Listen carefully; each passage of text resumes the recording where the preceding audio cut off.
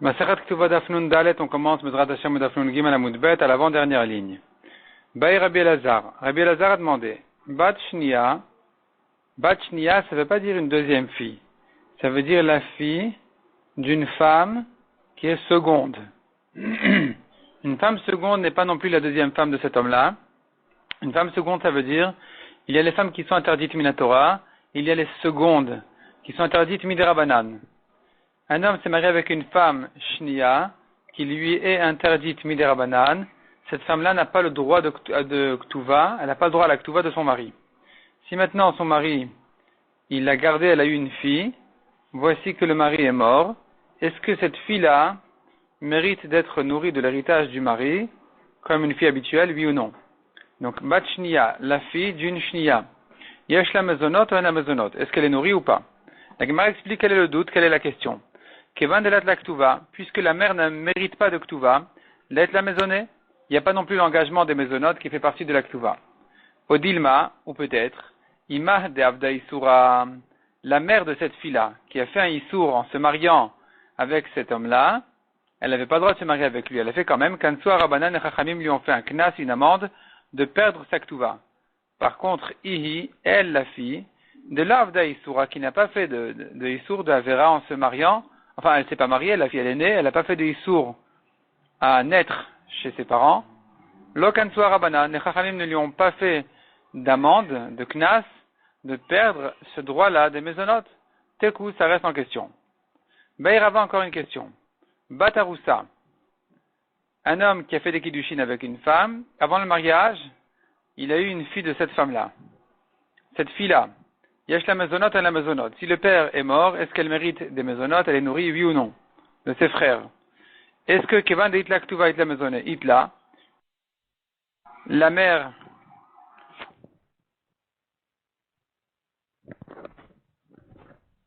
il y a lieu de lui donner la Ktuva, dans certaines conditions, certains cas, certaines circonstances, alors Hitla, la fille aussi, aura des maisonnotes, elle sera aussi nourrie. Odilma Kevan de Lotakinu Rabanan Ktuva Achat Nisuin. Ou bien je dis, puisqu'en général, jusqu'au mariage, il n'y a pas les Chachamim n'ont pas institué de Ktuva. L'être donc il n'y a pas non plus l'engagement des maisonnotes de nourrir la fille.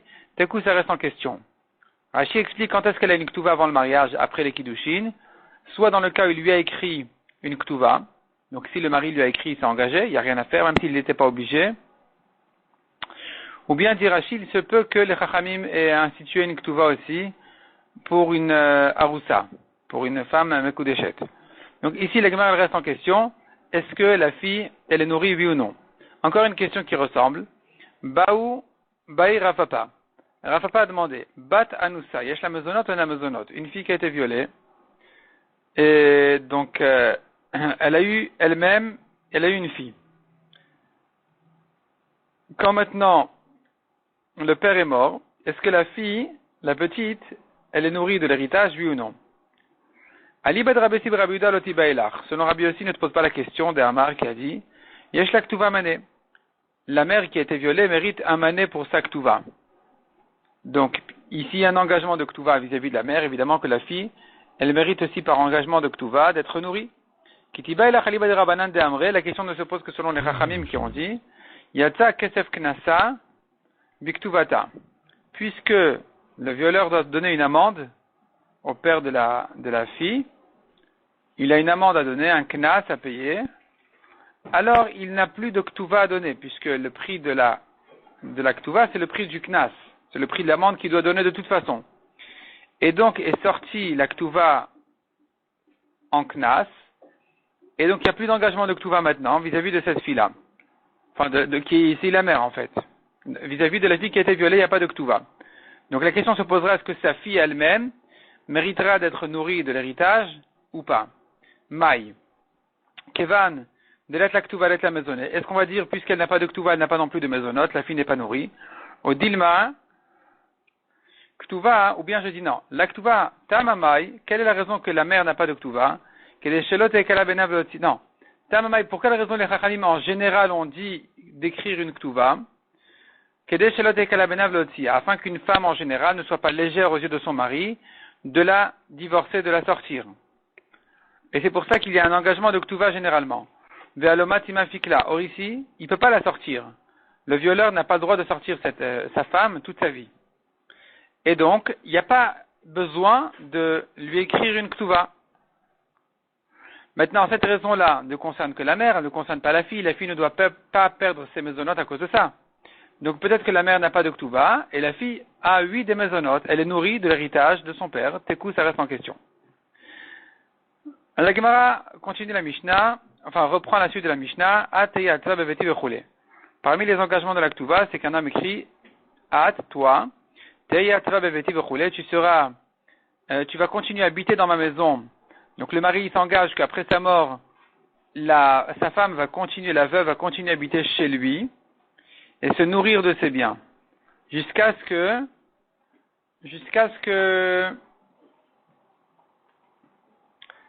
qu'elle se remarie. Donc il lui dit tant que tu es veuve chez moi à la maison, tu continues à être nourri de mes biens. Et ça fait partie des engagements de la Ktuva.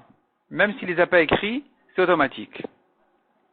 La Gemara déduit de la phrase de la Ktuva, on dit tu vas habiter dans ma maison. Donc il s'agit d'une maison et pas d'une cabane. Tani Rav Yosef.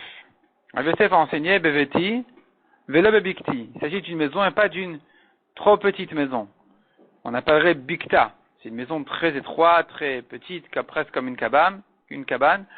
Et donc puisque c'est pas considéré comme une maison, il n'y a pas d'engagement ici pour les héritiers de garder la veuve dans cette maison si étroite, si petite.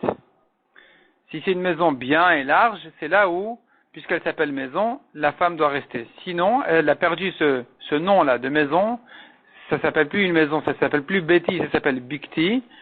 Dans ce cas-là, il n'y a pas c'est plutôt une cabane qu'une maison, donc il n'y a pas d'engagement de la garder.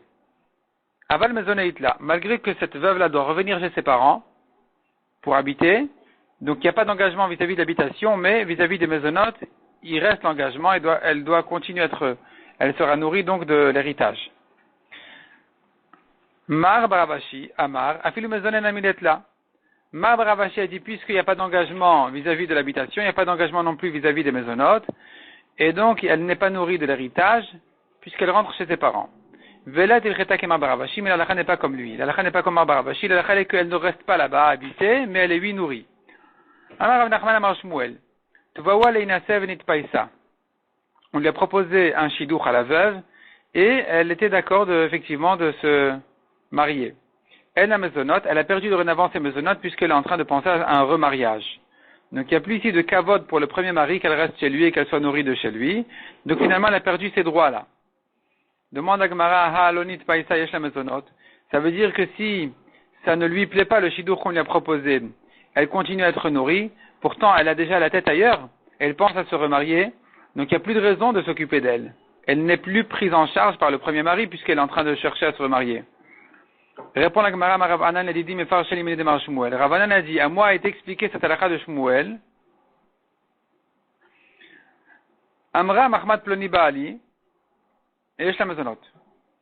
Si elle a dit, non, il ne me convient pas de me remarier maintenant, on lui dit, mais pourquoi? Elle dit, non, parce que je suis fidèle à mon premier mari. Dans ce cas-là, elle continue à être nourrie. Par contre, Mahmad Ben Adam Shenan Mouganila, si elle dit ce shidduch-là ne me convient pas, il n'est pas assez joli, alors, elle, la maisonnote, là, elle a perdu les maisonnotes, parce qu'elle est en train de s'intéresser à se remarier. Ce qui lui dérange, c'est des problèmes qui ne sont pas par fidélité vis-à-vis de son premier mari. Donc, elle a perdu ses maisonnotes. Amara Brizda, Zintan la maisonnote. Si elle a eu des rapports interdits avec quelqu'un d'autre, alors elle a perdu ses maisonnotes aussi. Amarav Yosef de même, donc en parlant de la veuve. La veuve a été connue par quelqu'un d'autre, elle a perdu ses maisonnotes. Il n'y a plus d'engagement pour elle, elle n'est plus fidèle. Amarav Yosef qui chala ou pire que ça, elle n'a maisonnote. Qui chala, ça veut dire elle s'est maquillée, les yeux, ou pire que ça, bon, elle continue à se maquiller, à se coiffer, tout ça. Elle n'a pas non plus de maisonnote parce qu'on voit que c'est fini, elle a tourné la page, elle est en train de penser à autre chose, à se remarier.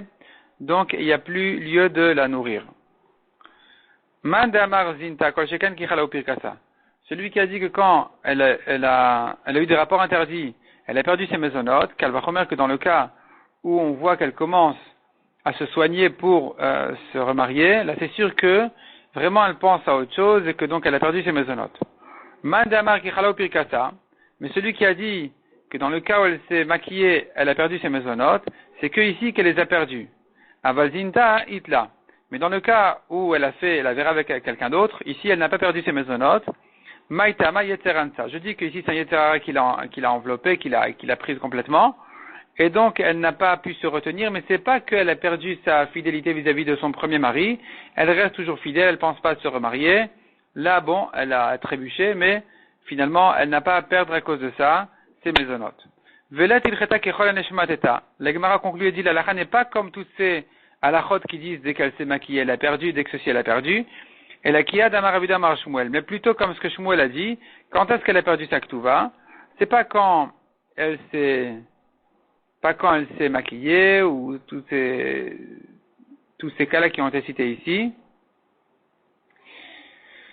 Dans quel cas elle a perdu sa ktuva? Hatova ktuvata bebedin el amezonot. Il s'agit vraiment d'une femme qui est allée au bedin, qui a traîné là-bas les héritiers de son mari, en réclamant sa ktuva, c'est elle qui a perdu les maisonnotes.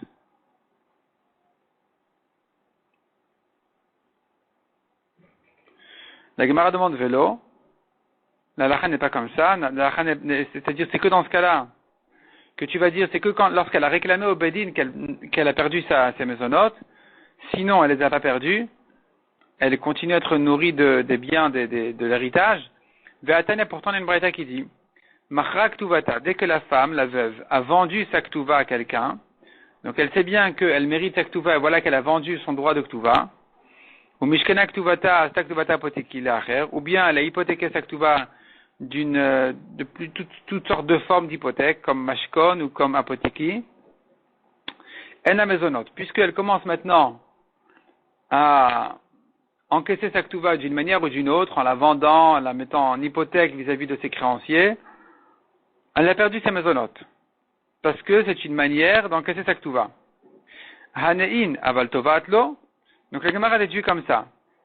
Elle dit, tu vois que c'est que si elle a commencé à encaisser sa ktuva de ces manières-là, qu'elle a perdu ses maisonnotes. Mais si elle n'a que réclamé la ktuva, elle n'a rien encaissé encore, elle n'a rien touché encore, elle n'a pas perdu sa ktuva. Donc comment tu me dis que dès qu'elle a réclamé sa ktuva au bedin, elle a perdu sa ktuva, elle a perdu ses maisonnotes? On voit ici que non, en réclamant elle n'a pas encore perdu, c'est que si vraiment elle a commencé à l'encaisser. Donc la question elle est plutôt comme ça. Comment tu me dis que elle a perdu sa ktuva dès qu'elle a réclamé? On voit que non. Répond la Gemara. Hane ben bebeddin ben shela bebeddin. Dans ces cas-là, aussi bien au beddin qu'en dehors du beddin, puisqu'elle commence à encaisser sa ktuva, elle a perdu. Elle a perdu les maisonnotes. Par contre, Tovat, quand elle a réclamé sa ktuva, bebeddin in shela bebeddin lo. C'est que si elle a fait au beddin, là c'est du sérieux, elle a réclamé sa ktuva devant un beddin, c'est là où je dis elle a perdu ses maisonnotes. Mais si elle a réclamé sa ktuva entre elle et les héritiers sans les amener au beddin, elle n'a pas encore perdu ses maisonnotes. Et donc on va comprendre ce que Shmuel a dit. Une fois qu'elle a réclamé au beddin, ou bien qu'elle a commencé à l'encaisser de toutes sortes de manières comme la vendre, comme l'hypothèque, dans ces cas-là, eh bien, c'est-à-dire soit elle a réclamé au beddin, soit elle a vendu ou hypothéqué en dehors du beddin, elle a perdu ses maisonnotes. Mais si elle s'est maquillée, c'est pas encore une raison de perdre ses maisonnotes. De même, si elle a eu des rapports interdits, elle n'a pas non plus perdu encore ses maisonnotes. On a vu ensuite dans la Mishnah une discussion entre l'habitude des gens de Yerushalayim et l'habitude des gens de Yehuda. Yehuda, c'est la région autour de Yerushalayim, mais sans la ville de Yerushalayim. Les gens de Yerushalayim, ils écrivaient que la femme va continuer à habiter chez le mari tant qu'elle est chez lui, elle peut continuer à rester chez lui et à être nourrie. Dès qu'elle se remarie, c'est fini. D'après cette version, si les héritiers veulent lui donner sa ktuva et la faire sortir, ils peuvent pas. Mais les gens de Yehuda, ils écrivaient, tu peux rester chez moi et profiter des maisonnotes, tu peux être nourri de chez moi, de ma cuisine, jusqu'à ce que les héritiers te donnent ta ktuva. Selon cette version, dès que les héritiers ils veulent la sortir, ils lui donnent le saktuva et elle s'en va. Donc ça c'est la discussion entre les deux minagim différents sur la ktuva. Itmar, quelle est la halacha? Rav Amar halacha kanche Yehuda, ou Shmuel Amar halacha kanche Galil. Rav dit la halacha est comme les gens de Yehuda, les héritiers pouvaient faire sortir la veuve en lui donnant sa ktuva, son argent de ktuva. Et Shmuel dit non, la halacha est comme les gens de Galil, qui eux, ils écrivaient comme à Yerushalayim, que c'est elle qui décide, c'est elle qui choisit.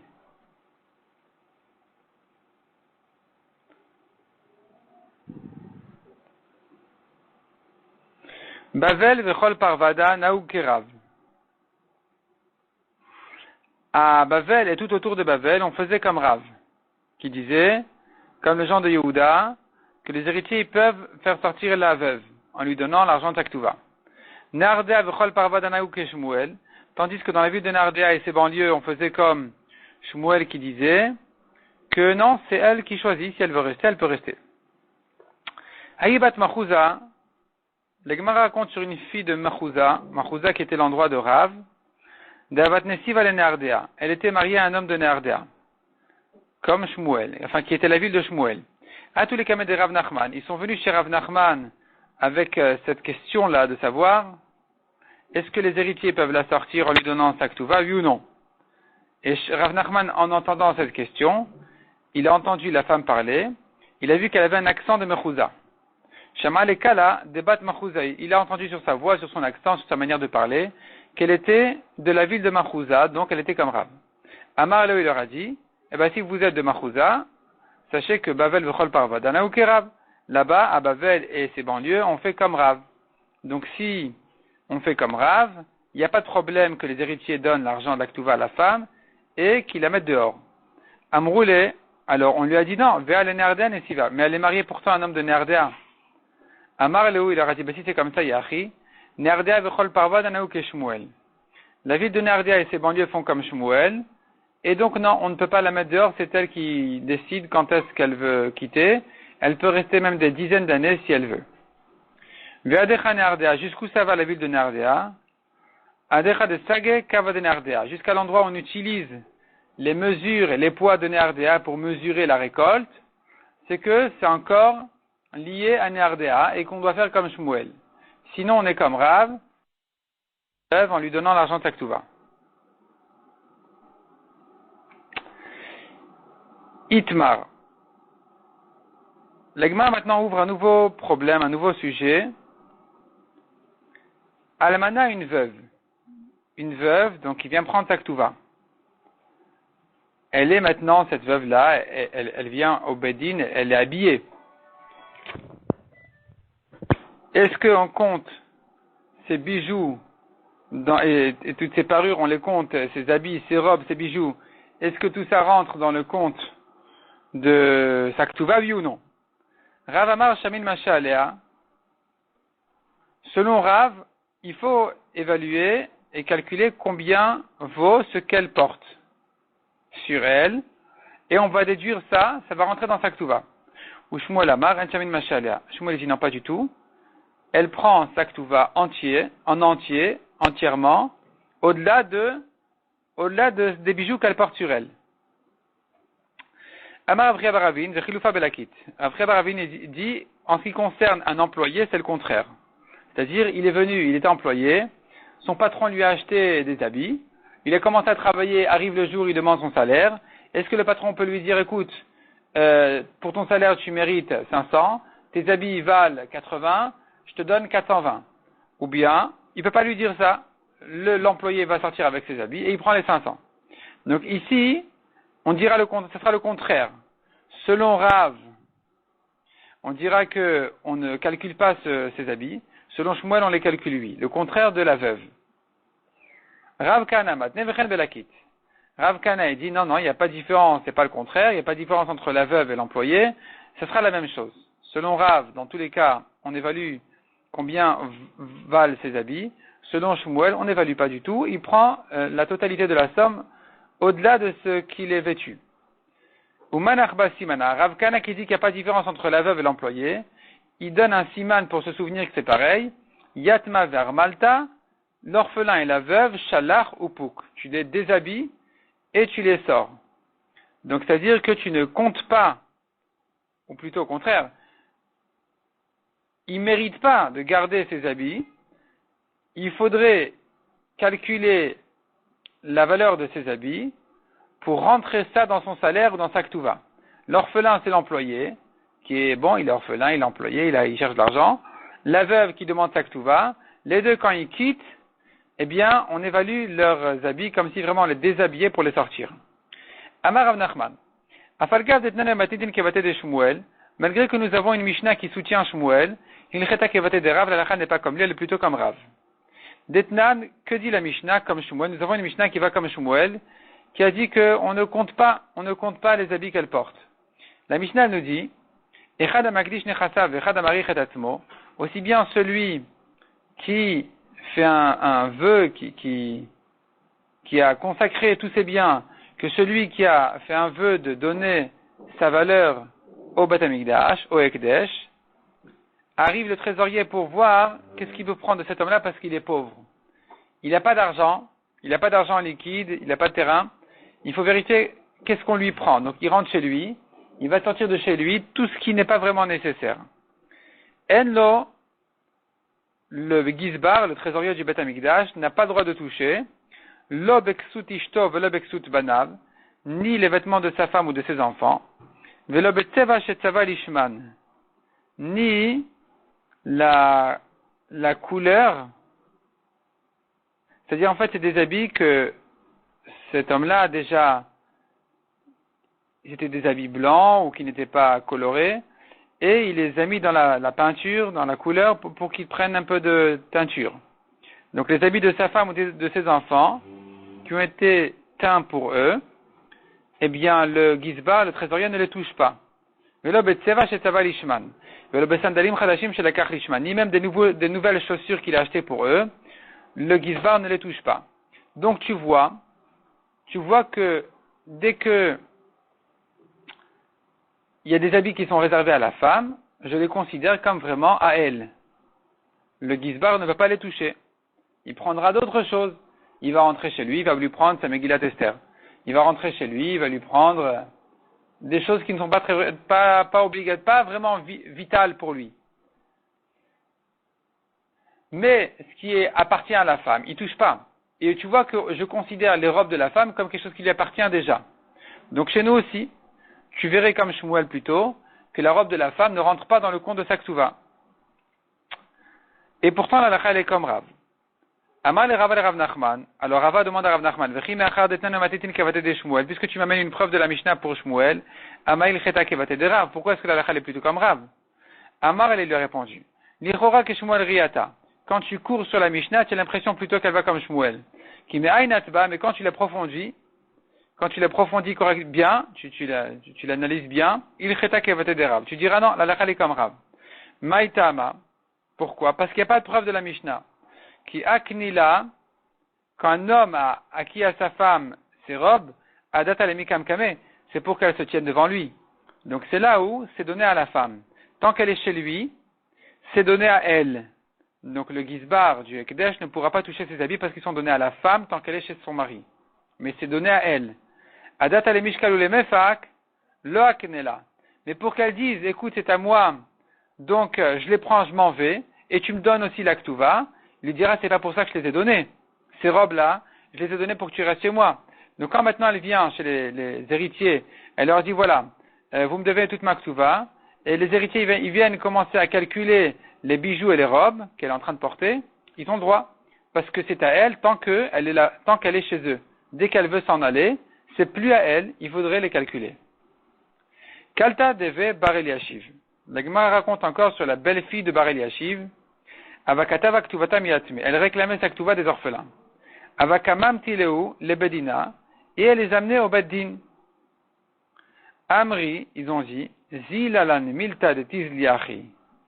On se sent déshonoré que tu te présentes au beddin comme ça. Comme ça, avec cette tunique là toute simple.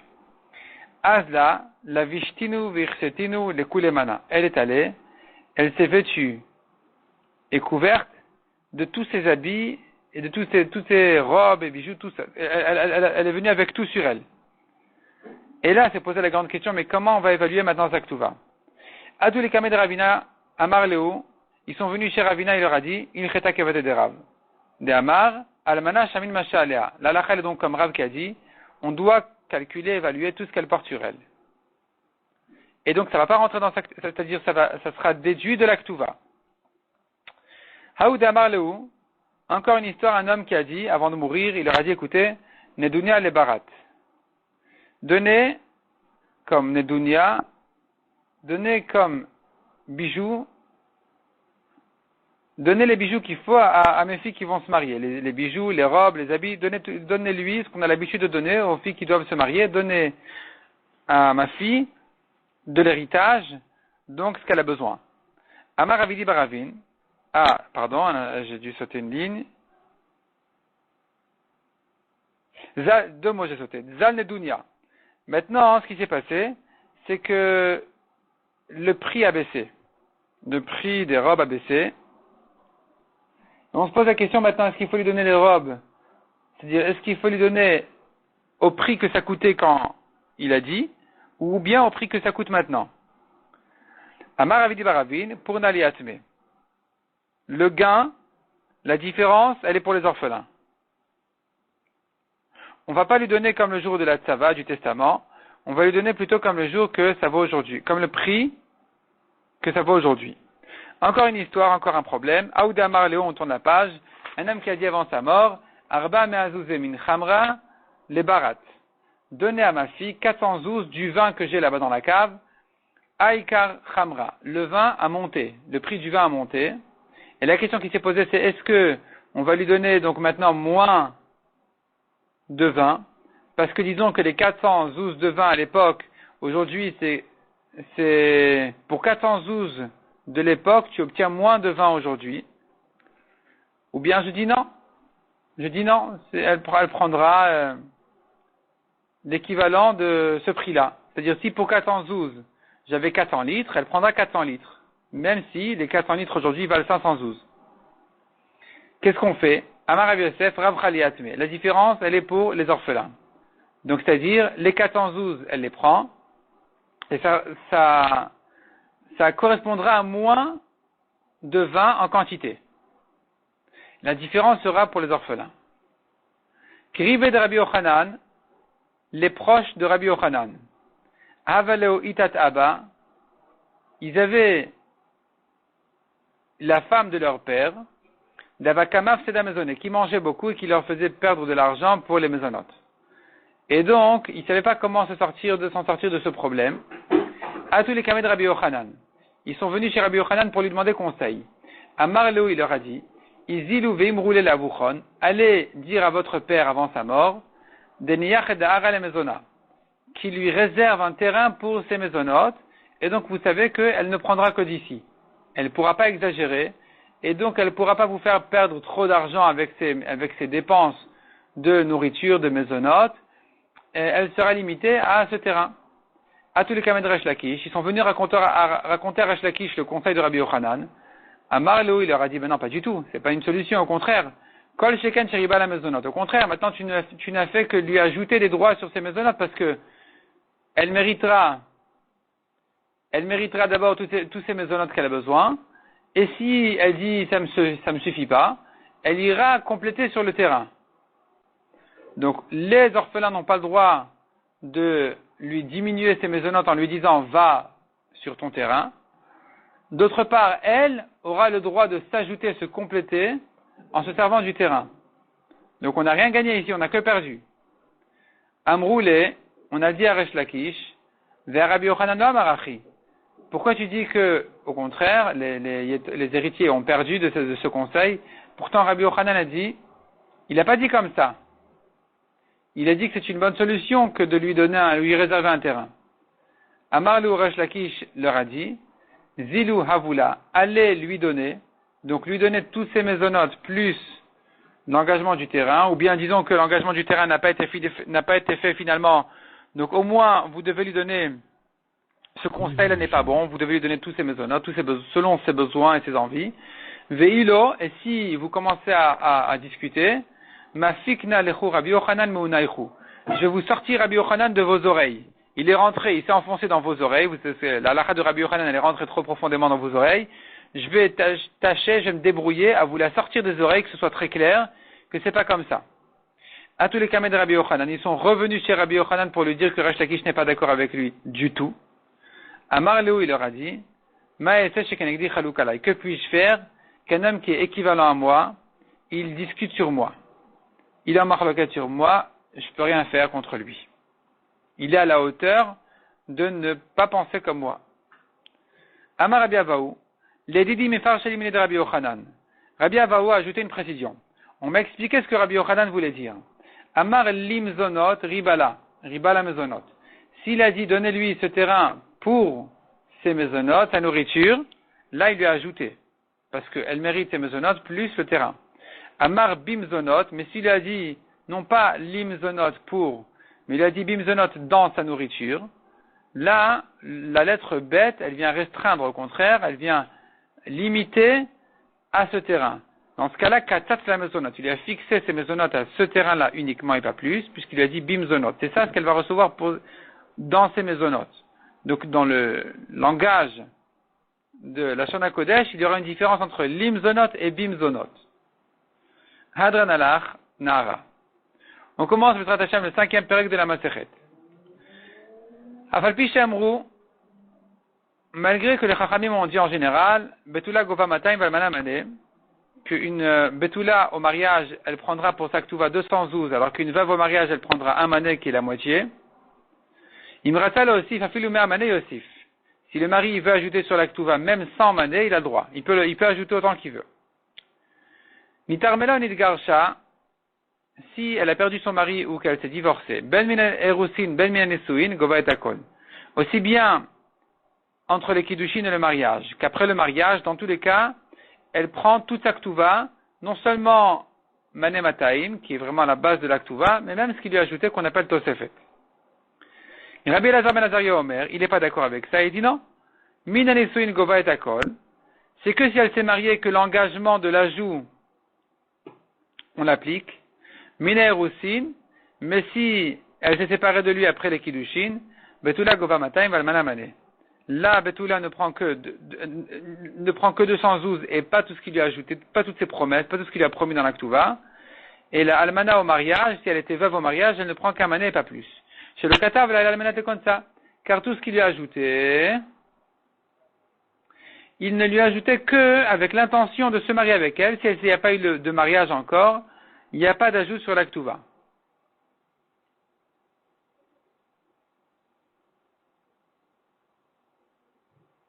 Rabbi Yehuda Omer, Imratsa, Rabbi Yehuda dit non, s'il veut ne pas lui donner 212, qu'est-ce qu'il fait? Kotev libtula shtar shel mataim, il lui écrit dans sa Ktuva 200, et Kotev et kabati imchamane, et elle lui écrit, elle lui donne un reçu, comme quoi elle a reçu la moitié. Comme s'il lui avait déjà donné un mané qui est la moitié de 212. Dans ce cas-là, l'engagement est limité à un mané. De même, où l'almana mané, il va écrire à sa femme qui s'est mariée veuve avec lui, il va lui écrire un mané. Veikotevet, et elle va lui donner un reçu contre ça. Itkabati imcha chamishim zuz. J'ai reçu de chez toi déjà 50 zouz. De cette manière-là, même si elle n'a pas reçu, c'est une mechila, et donc, il peut s'en servir comme preuve qu'il est pas tour, effectivement, du complément. Rabbi Meir Omer, Rabbi Meir dit non, ça marche pas de faire comme ça. Celui qui s'engage à moins de 212 pour une betula ou à moins d'un mané pour une almana, c'est comme beiladnut. C'est comme s'il n'était pas marié. Les rapports sont comme des rapports hors mariage, puisqu'il n'y a pas d'engagement réel. Donc c'est pas un mariage fort. Il n'est pas solide ce mariage-là. Il est un peu branlant. Il n'y a pas vraiment d'engagement entre l'un et l'autre. S'il veut, il la divorce presque gratuitement. C'est pas du sérieux. Il faut que la femme soit tranquille, qu'elle sache qu'elle est chez lui, chez son mari, tranquillement, et qu'il ne veut pas la jeter n'importe quand et n'importe comment, et que donc pour ça, elle sait qu'il a un vrai engagement, et donc s'il ne s'est pas engagé, même si elle mérite cet argent-là, même si selon la halakha elle mérite, mais puisqu'elle n'est pas tranquille, je considère ça comme des rapports sans mariage. dans le sens plutôt c'est-à-dire, évidemment qu'il y a un mariage, mais c'est une manière de dire que c'est pas propre. Demande à Gemara Pshita, c'est bien évident qu'il peut ajouter autant qu'il veut sur la Ktuva. Un homme peut s'engager à n'importe qui, autant qu'il veut. Quel est le chidouche de la Mishnah? Répond la Gemara ou des thèmes qui tout avdu rabanan.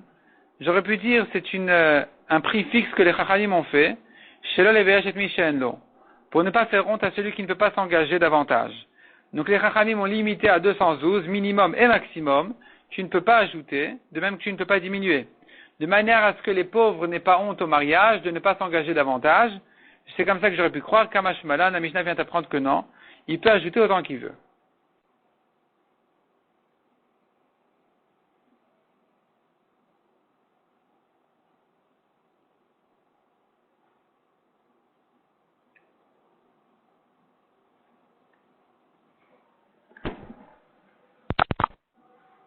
On va ajouter une petite précision sur l'histoire qu'on a vue à la fin du pérec d'avant, c'est-à-dire qu'on a vu tout à l'heure, l'histoire de Rabbi Yochanan et Resh Lakish qui est en grande discussion. Est-ce que on pouvait conseiller aux proches de Rabbi Yochanan de réserver un terrain à la femme de leur père pour ses maisonnotes?